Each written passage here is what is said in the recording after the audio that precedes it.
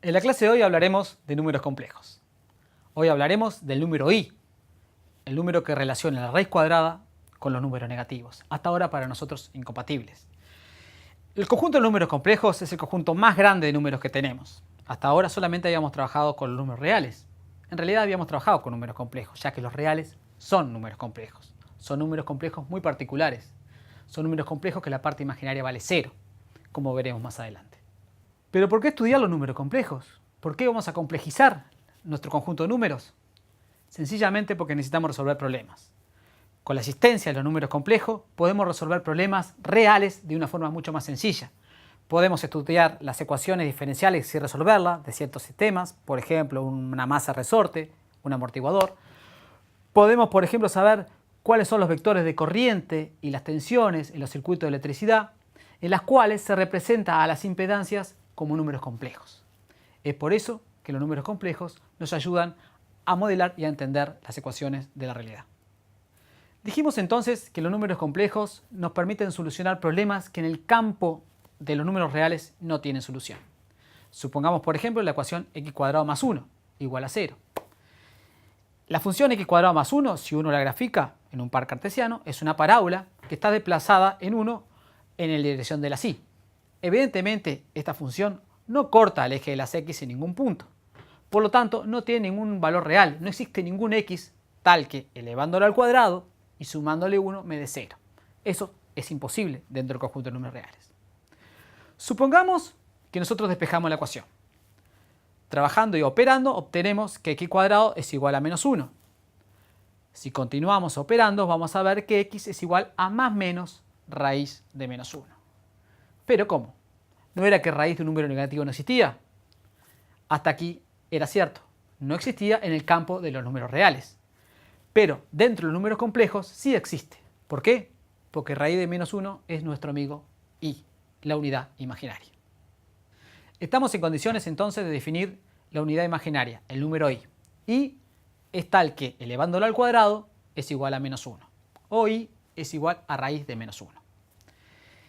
En electricidad algunos quizás conozcan el número complejo J, complejo puro, que es lo mismo que I.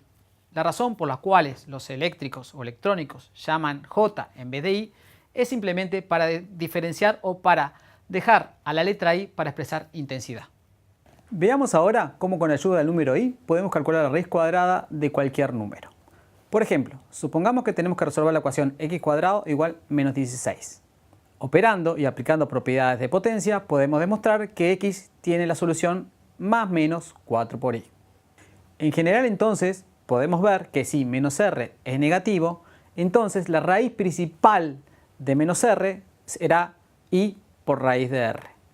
Y las dos soluciones complejas a la ecuación cuadrática x cuadrado igual menos r serán los complejos más menos i por raíz de r. Veamos entonces cómo definir formalmente un número complejo z, una de las formas de representarlo. Un número complejo z se puede definir como una parte real más una parte imaginaria. Por ejemplo, sea z igual a a más b por i, donde a y b pertenecen a los conjuntos de los números reales y z sería el número complejo con parte real a y parte imaginaria b. Un ejemplo numérico. Si z sub 1 es igual a 2 menos 3i, entonces la parte real de z será igual a 2 y la parte imaginaria será igual a menos 3. Supongamos ahora otro complejo. Z sub 2 igual a 2 más 3i. Entonces la parte real será nuevamente 2 y la parte imaginaria será ahora su opuesto, el número real 3. Notar que aquí hemos elegido dos números complejos no muy diferentes. Tienen la misma parte real, pero su parte imaginaria es opuesta. A estos números complejos se les llama complejos conjugados. Veamos ahora cómo hallar las raíces complejas de una ecuación cuadrática. En el liceo habíamos visto que si un polinomio de segundo grado, el discriminante era menor que 0, o sea, el b cuadrado menos 4ac era negativo, decíamos que el polinomio no tenía raíces reales. Ahora estamos en condiciones de poder calcular las raíces complejas, aun cuando el discriminante sea negativo. Supongamos, por ejemplo, que queremos resolver la ecuación x cuadrado más 4x más 5 igual a 0.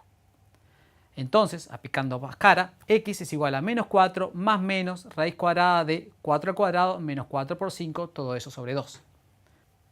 Operando podemos ver que x es igual a menos 2 más menos i. Entonces, este polinomio tiene dos raíces, menos 2 más i y menos 2 menos i. Un polinomio que tiene raíces complejas de segundo grado, sus raíces son conjugadas. Veamos ahora algunas operaciones entre números complejos. Para sumar dos números complejos, basta con sumar partes reales con partes reales y partes imaginarias con partes imaginarias. Por ejemplo, si queremos sumar el complejo a más bi con el complejo c más di, bastará con sumar a más c y b más d.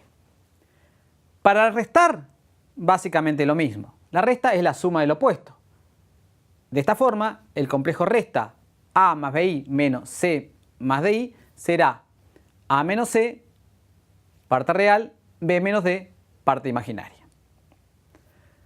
Para realizar multiplicación entre complejos, es un poco más complicado simplemente por el hecho que son varios factores, tenemos que aplicar distributiva y recordar que i cuadrado es igual a menos 1. Si multiplicamos ambos monomios de ambos complejos, por ejemplo, a por c, a por d, b por c, obtendremos el complejo que ahí se encuentra expresado.